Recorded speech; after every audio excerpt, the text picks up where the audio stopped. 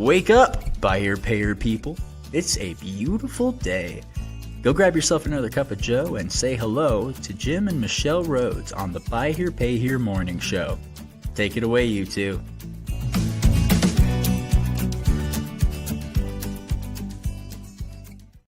Hey, I think that you're muted. Oh, there you are. Okay, excellent. Hey, Yay. welcome. We're trying something a little bit different until we get a new soundboard, and It's yeah. a crapshoot. It's just luck. Yeah. That's true. We'll see what we end That's up true.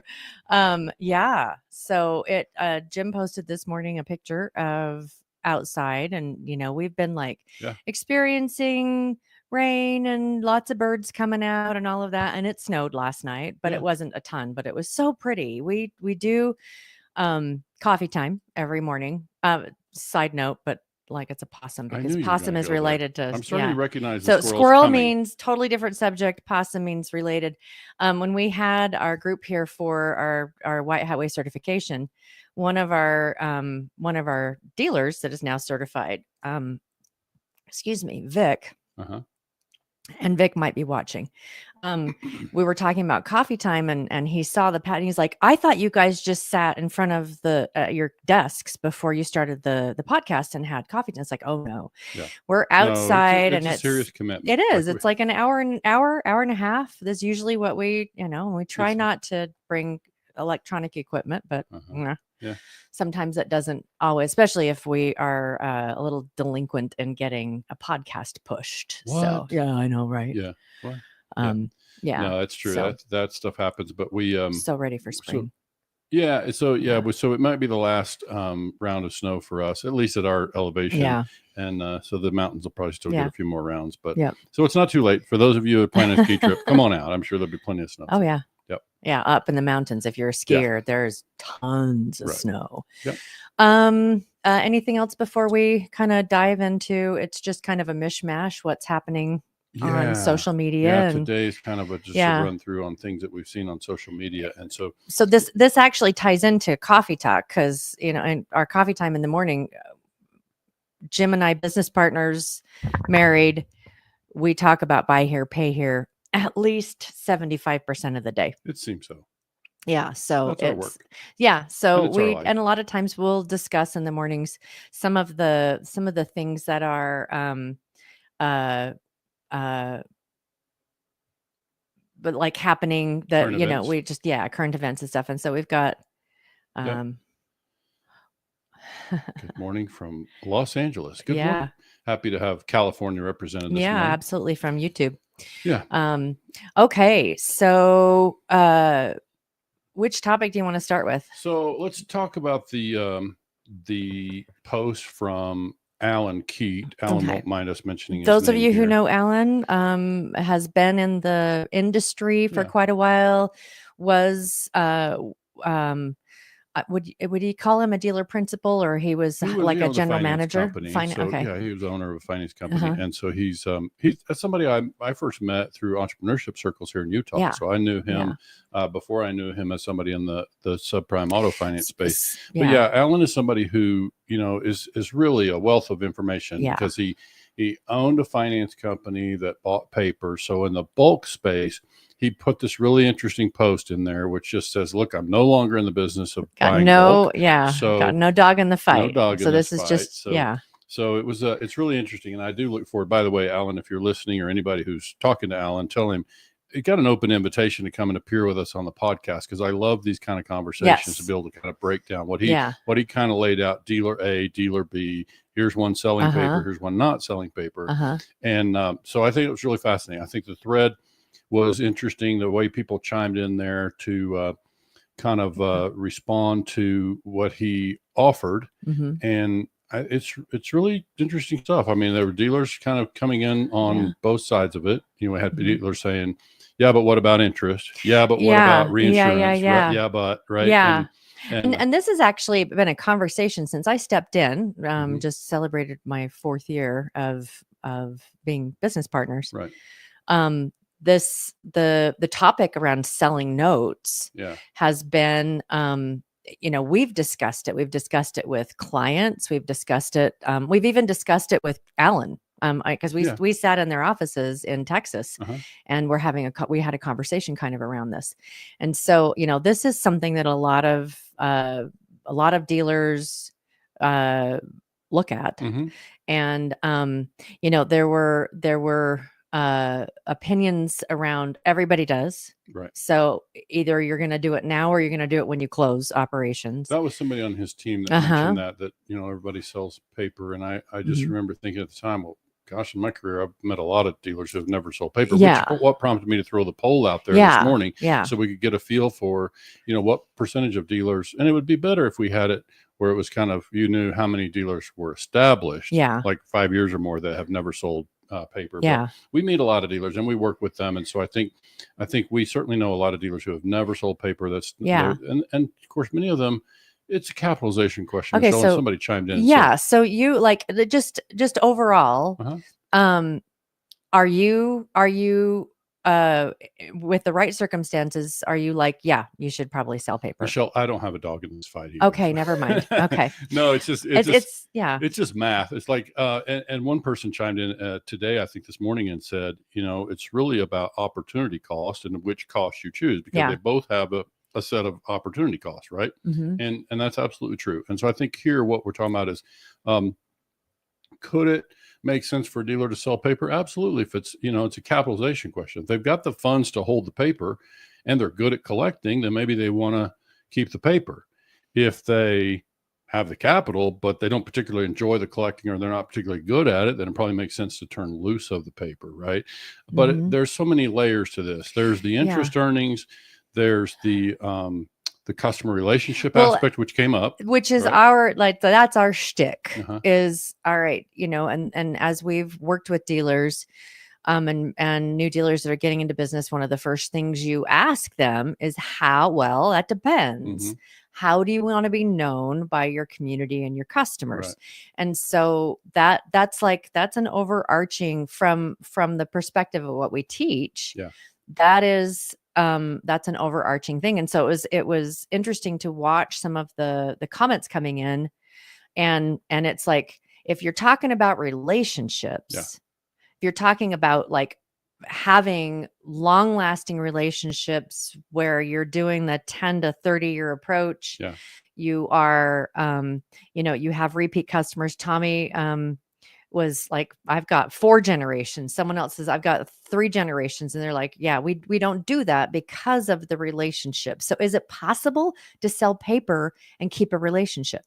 I don't know how that works. I mean, I can't say that, I've not seen it. I don't see dealers engaging with customers after they've sold their paper. Doesn't mean it's not happening. I just haven't seen it. Yeah. But I think the part that fascinates me, and let me go a different direction. You're talking about when we meet dealers early, like you say what we teach. Well, when we meet dealers, it's their business, it's their name on the building. So we're just trying to lay out for them, here are some options. And I'm working with a dealer now who's been an independent retail dealer for some time and now is looking to start a finance company. And so they're going through the math. And it's really fascinating when you look at the math that we always work with our dealers. Like, we got this source data from clients and now V8 groups, and we can kind of lean on some raw data that is representative of the industry and just kind of fresh, right? It's current, relevant status. And we apply those, and this dealer is looking to create a finance company, but they're only going to be involved on one side. They're going to source the paper from the dealer at the point of sale. And we haven't worked, I don't know what his plans are about recourse and, what kind of steps he's going to be requiring, stipulations for those who are new, like what kind of we would be requiring to buy the paper. But when you look at it just from the finance company side, he's not going to participate in the dealership side at all. Then it's really interesting what the test that the math does. Like, it's like, how does the math stand up when I'm acquiring the paper point of sale? And, what does that look like for the dealer? In this case, doesn't affect him. But now what does it look like for the finance company that acquires the paper, and what are the earning potentials? And so it's just interesting. I know that, listen, here's the thing I would say about the post from Alan. Alan's a heck of a bright guy. Oh, yeah. And he's really smart. He's had heavy analytics tools behind the scenes running all kinds of high math. Oh, yeah. And so he's got really good history of good data, right? And so, or at least a good volume of data, right? And so now what that does, and the reason I think it's fascinating to have conversations with people like Alan is, I think the part that we recognize from our travels is, and of course what we teach is really we settle into a lane around the intangibles, right? The squiggly lines. For Yeah. those of you who are new to listening, it's we kind of put all of the things that are associated with buy here, pay here, and business in general. Straight lines, squiggly lines. Straight lines are your operational type of things, the things that are math, or the things that are, policy. But then there's the squiggly lines that can affect the decisions for the math. Yeah. But it's the intangibles. It's the stuff that it's the heart piece of that's the most equation. of it. It's like there's other things to consider here. Sometimes it's business culture. Oh, yeah. Sometimes it's a lot of things. It's customer relations for sure. It's many things. But I think Alan's post was I didn't see anything in there that would be, there were people that were saying, well, we're talking about fuzzy math here or whatever. But it's like, I think when you go back and read Alan's post, there's some things that I would, bring to the question, like more. Yeah, I could bring more to the stuff. Yeah. I think what we can do, and I didn't get a chance to pull it together today, but I can go back to his post and share what our experience has been with dealer markups, right? And so, but all the that's the thing about spreadsheets, as you know, Michelle. You can adjust levers. You can move the numbers. You can shift one number over here and see the impact of that. It's the thing about working with numbers like this. But I think the part that is hard to ever understand about this is, what is the cost? Like it's challenging for a lot of businesses to measure this, but especially, buy here, pay here dealers don't have good access to this kind of data for the most part. And what is the cost of a lost customer? That kind of that opportunity cost, or that cost of customer acquisition, the lifetime value of a customer. Well, and that's like the whole, for what it is that the White Hat Way is about, and all of that. That's really the crux of the question is like, are you, because there's and we're not saying one is right and one is not right. It's like, what's your end goal? What's your why? Yeah. And if your why is to my battery's getting low. If your why is to just make a lot of money and run a business that you're going to make the most amount of money as you possibly can, there's not enough data tracking to see how putting the customer first is different than, the turn and burn, sorry, did not mean that. Turn and earn. Turn and earn. Thank you. Jack, I apologize. I didn't hear an insult. But it's the churning of customers, because you're not concerned about the thing. You're just concerned about selling the car and not about having a relationship with the consumer. Yeah. So, but at the end of the day, we're running a business, and if that business strategy is going to work for some, and then they're just looking to build wealth and whatever, that could be a path to wealth. Yeah. Well, and it was return on equity. So, so it was, Rudy has a couple of comments in here, and Rudy Enriquez, I believe. There's definitely reasons to sell paper. Growth is not one of them, from Rudy's opinion. And I find it disingenuous when salesmen are the educators for the industry. That's fair. And I think that's where. And Alan was clear, like, I'm not in that, not in that space anymore. So he's not selling. It's like, Jim, thank you for the shout out. Rudy, Jim is a good source because he doesn't have an incentive to push you into any direction. It's just about knowledge. And then Rudy, you're like on spot today, I guess. Great point. You should look at what's the value of repeat customers and their collectability. Maybe you collect 65% of random customers, but collect 85% on repeat customers, and that are valued over 10 years. Right. So that's that. That is that. What is, and we're in a position to really start to measure that as we have new dealers that are White Hat certified, and that we're, really starting to measure how their collectability, how their portfolio, what happens to their portfolio in the process. And, we have our assumptions in that it is in the long run a much healthier portfolio. Yeah. And we did the math on, lifetime value of a customer a while back. We did a podcast a couple months ago, but I think this is this area where I see us doing more of our work going forward, is helping dealers better quantify those things that are fuzzy or intangible out here on the perimeter of the business that do affect decisions. Because we want to make sure that, look, as we keep saying, like, we just want to make sure there's plenty of good information in front of dealers, data that is reliable and is transparent enough that they can, without compromising privacy, we want to be able to put data in front of people so they can make their own decisions. Like, these are smart people across the industry. They can make their own business decisions. We just want to make sure they've got good information to work from in doing that, and more complete information. So that includes for us sometimes the intangibles, which we don't have all the pieces now. I share with you this morning, like, I don't have enough data, and I don't know if anybody in our industry has got enough data. Maybe the 20 group people, if they can bring that specifically on this point. Yeah, and I guess it's a tricky one, because you would have to follow it from one dealer who's self-servicing versus sending to an outside capital provider. Yeah, like an A/B test. What's that? Like an A/B test. An A/B test, but it's like, in this case, it's challenging because, say I'm dealer X in Georgia, and I sell my paper, to finance company Y, who's in Texas, right? And they got a team of collectors, and so they buy the paper, and I'm out of the picture in Georgia. I've sold my paper, I collect my cash, maybe my recourse period's already passed, and now I've got my cash.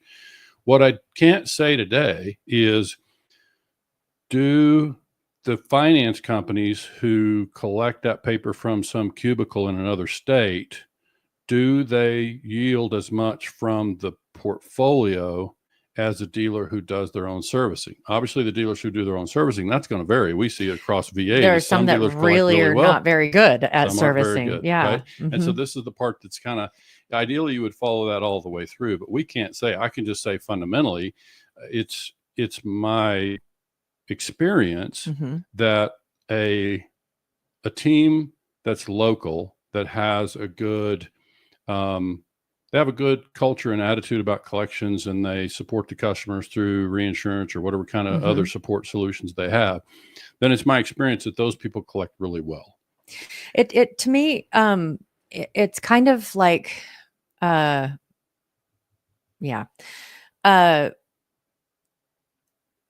when a dealer comes in and they're about, sell the paper, we originate and we sell, that's really not very different from an independent dealer, except that you're dealing with people that have lower credit scores. And so it's kind of the same thing as you've got an outside financer, and you're just doing it with a different credit score. And then those that are that get that this industry is not like independent retail. This is about, you're a finance company, and that's where a lot of the wealth and the stability and everything comes from. You're a bank now, and so do banks. Most of the time, banks don't turn around and sell their contracts, their loans. They're, mortgages they do, but so it's kind of, I see too that there's it also depends on how you are approaching this business. Are you approaching the business as, I'm a finance company, and so this is why I'm in, and having the opportunity to develop relationships and all of that? Or are you in this because this is a way to turn cars, and it's sell, because I know I can sell I don't have to worry about collecting, because I'm going to sell the paper. There's a name for that in the industry. I've heard it called buy here, pay there. Right. So, but let's clarify something for people who are listening that would be newer to it. There's point of sale, like you talked about how it compares to independent retail. So an independent retail dealer is not going to hold the paper. They're going to have a buyer for the paper from the moment they contract the sale. For the most part, there are dealers that would contract the customer and send them home in the car and have multiple options. But for the most part, a dealer's already got the paper sold. They may still be negotiating price and whatever, but they got the paper sold before the customer takes delivery of the car. In our business, what you're talking about with bulk is they're more likely to, the dealer's going to originate the paper. They're going to have the risk. They're going to accumulate a certain number of contracts, and then they're going to sell those in bulk. It could be as few as 5 contracts I've seen, but dealers more likely to hold till they got 10, 15, 20 contracts and they sell them off in bulk. And what Alan was proposing in his post is seasoning for 12 months, which, we have reasons that we think, the paper can be more valuable because repo experience, you get past the peak of the repo experience and then the paper is going to be worth more. So there's a whole lot of math here to figure out. But I think putting math aside for a minute, because this is what kind of where we live, is when you put the math aside for a minute and say, okay, there's short-term math and there's long-term math, right? And so there's short-term strategy and long-term strategy. So we got to really look at the whole thing to make a judgment, because, people talked about growth and the problem with selling paper and growth. And we've seen that. We've seen dealers who sold paper and got a nice price out of it, got a nice, a bunch of cash, but they stunted their growth, right? In terms of portfolio earnings, if they were going to build a portfolio and enjoy the earnings from that. So it's really a big decision for people. And I think, I appreciated Alan's post. It's like, he's just laying out math. Yeah. And I think what we can do is come back, some of his math points we can bring back and share. And I would love to bring Alan in and talk to him, because he used 48 months. We've been talking in our V8 groups a lot about 24 months. And why? Because we find that most dealers don't have much of a percentage of their customers who pay past 24 months.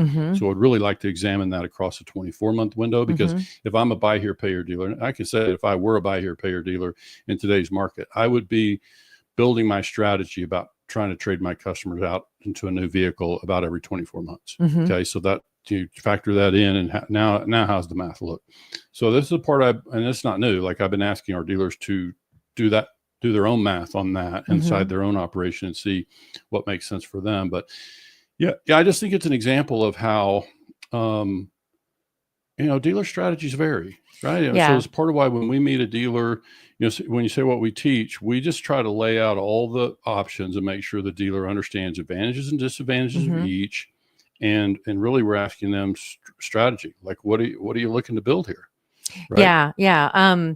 Vic piped in and said, I didn't realize selling paper could damage a relationship. Sorry, gosh, I got to move this thing to your customers. So, and well, there is no relationship. I mean, once the paper goes to the finance company, now the finance company is collecting it. And so they don't really want you interacting for the most part. They don't want you involved unless it's to support them. And I wouldn't have a motivation as a dealer to support them unless I'm still in recourse. It's kind of like if you're in the habit of all of the contracts you get is you're selling, then you're a pass through to the people that are buying. Right. It's like they're, they're the finance company, really. Sure. And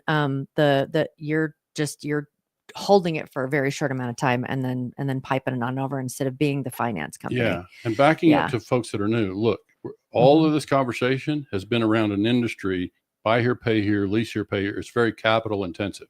Yes. We got to source the money from somewhere. If we don't have millions of dollars. So there have been things where I've heard you say, well, if to get this, because we have this hurdle we need to get over, that this is an option to do this, to get you capitalized. But when you become, it's one of the dealers that piped in, they said that when you get into the cycle, the merry-go-round of selling paper is oh man, I just lost my thought. Yeah. I have a few thoughts. It's around selling paper. So traditionally, when we do modeling, I've had dealers say, they'll ask me when we're running through the modeling, if you had dealers sell paper, usually here's where it comes up, Michelle. Yeah. I'm running the math and they say, we think we're going to sell 20 cars a month and the cost of this and down payment of this. And we run the cash flow modeling and they see the numbers like, 1.2 million. And they say, do you have some dealers that sell paper? Yeah, we do. You could build a hybrid thing where you sell some paper for a time and then move into buy here, pay here. Yeah, I remember what it was. It was like having a floor plan. Okay. It's kind of keeps you in that when you're selling and you're creating contracts and selling, is that it kind of gets you in some of the same financial layer of, like, if you have a floor plan and so you're buying and then you're having to pay off something, and so it just kind of keeps you in a loop. I think that was the point. A loose connection, I think, to what we're talking about with the buy here, pay here side. I think I think I follow what they're suggesting, but I think the piece here, there's these intangible pieces. So let me give you an example. I'm a dealer who's selling 20 cars, buy here, pay here a month. I originate the note myself. But if my strategy is to sell the paper to a third party at whatever period of seasoning, then that means that my business strategy has to be informed by what the bulk buyer is looking for. So I have to shape my business strategy to their business strategy, right? Yeah. Whereas if I had an applicant come in that I like the deal, my bulk buyer won't buy it because it's salvage title, or it's, whatever, not enough job time, whatever their criteria is. But I like it for me, it makes sense for me. But if I don't have the capital to do it, I don't have the capital to do it. So it's like, this is why we say all of these things that are being bounced around are absolutely true. But if I don't have the means to either, one, fund it myself, two, qualify for a line of credit, which, by the way, when I sell paper, I'm probably postponing the day that I'm going to qualify for a line of credit, because line of credit people that want to provide financing, they want to see that you have a history of collecting the paper. Well, and it's interesting because I remember sitting down with Alan, and we were looking at raw numbers, and he was saying you're going to get the highest offer on any paper that is seasoned to this point. And most of your capital providers want to see you season your portfolio to about the same point. You know what? I don't think that's true. I've talked to other capital providers who I follow, but again, that's Alan telling you Alan's strategy. Oh, okay. And so he's looking to buy paper here because he views it as less risk. I've had other capital buyers or providers tell me we'd like to acquire it earlier because the interest earnings, it's a simple interest deal. Yeah. So a lot of the interest earnings happen in the first 12 months. And so, so some capital providers would rather get the paper early. Yeah. If it meets their criteria and they're comfortable, they would rather have it at 90 days or whatever the thing is. So it varies. Strategies vary, just like it does in buy here, pay here for dealers. It varies for capital providers. And that, I would just say the other thing to kind of keep in mind, and we spent all of our time today on this one topic. I had a couple other things that were also bounced around in social media, but I can say I'll come back to the post. We got data coming in from V8. Today was the data due date for the February data. So once that those numbers come in, we've got enough data to be meaningful. I'll bring the February numbers back to Alan's post and put the actual markup numbers that we see for February inside that post, so that it'll kind of give another way to think about the thing. And again, it's an open invitation to Alan to come appear with us on the podcast, because we love talking about this kind of thing. And I think dealers benefit from hearing all the stuff. Yeah. Right? Bob Blankenship, I just wanted to post your, the wrong finance company will cost you customers you have had for life. Ask me how I know. So, obviously, and that is the thing too. When you look at, there are some companies that buy and collect, and you look at their customer ratings.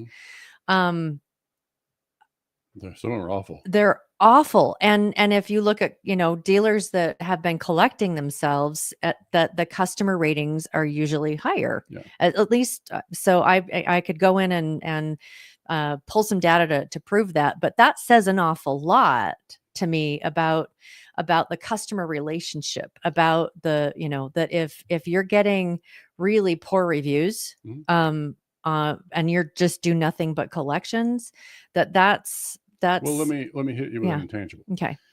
I'm a dealer that financed a note, and now I sell the note to you. Okay. Now you're the finance company. You own this thing in some cubicle in another state. Do you expect that customer to repeat with you? I mean, what's the scenario where that customer's buying from you again? Again, you bought the contract in bulk. So I'm not thinking repeat. I'm just thinking I got to get these payments in the bank. Yeah. Right. And we do again realize that it's something that a lot of dealers use as part of their business plan and we've had conversations around that as part of the business plan to get to the other side of something. Yeah. But it's not something that we've really encouraged dealers to continue in for the life of their business. Yeah. And I think, I hope we haven't, I think anybody who listened to this conversation in totality should hear that we're not saying it's necessarily a bad thing to sell paper. It's just, we want people to understand the cost, positives and negatives, and decide, am I playing a short-term game, long-term game? if I'm wanting to play a long-term game, can I afford to? Like, you got to run the math and see, can I afford to get from here to there? So, Bob's one of the dealers who used to sell paper, and now doesn't. I haven't seen the poll results. You look in on the poll. We just put a poll out this morning about what percentage, how dealers sold paper. And the largest section was, I never have sold paper. The next one was, I used to sell paper, but I don't anymore. Right. And then there were almost no votes in the other category. Well, and and when you add those two, it was predominantly people that were answering that where I never have, or I don't anymore. Yeah. And so, it would be interesting to find out if they used to for a business strategy. Sure. Rudy, one last comment. Bankers are sharps. They have no incentive to protect your reputation. They are just trying to buy the loans for less than they are worth, so they can make the alpha. Yeah. So they can make the money. So one more thought, and I'm gonna share the poll results, and then I got one more thought about the thing about bulk buyers versus lines of credit. But let me read the poll that I put out this morning, just a couple hours ago. But it says, yesterday's interesting post by Alan Keat inspired a poll question. Have you ever sold any of your BHPH notes? And my answers were, nope, not once. Next one was, have in the past, but now holding all of it. Option 3, yes, it's part of my ongoing capital strategy. And the fourth one, yes, but looking to keep more of it. Okay. And the last one was, there are folks out there who buy BHPH contracts, this is somebody who's new to the thing. So the 13% were in that, yes, it's part of my strategy. All the rest of the answers were in the first two. Nope, I never have, or I have in the past, but I'm no longer doing it. So 87% were never been in my plan, or I don't do it anymore. Right. Yeah. Yep. So again, you have to have capital to do that, or you choose a lower volume. Maybe you could sell 30, but you're choosing to do 20 because you don't want to sell the extra paper, whatever. So everybody's strategy can vary. But the thing I wanted to get back to quickly, and it's an appropriate place to kind of wrap up. Think about, I used to tell people, you think about what you know without saying names. How many people do you know in our industry that will provide a line of credit of $1 million or more?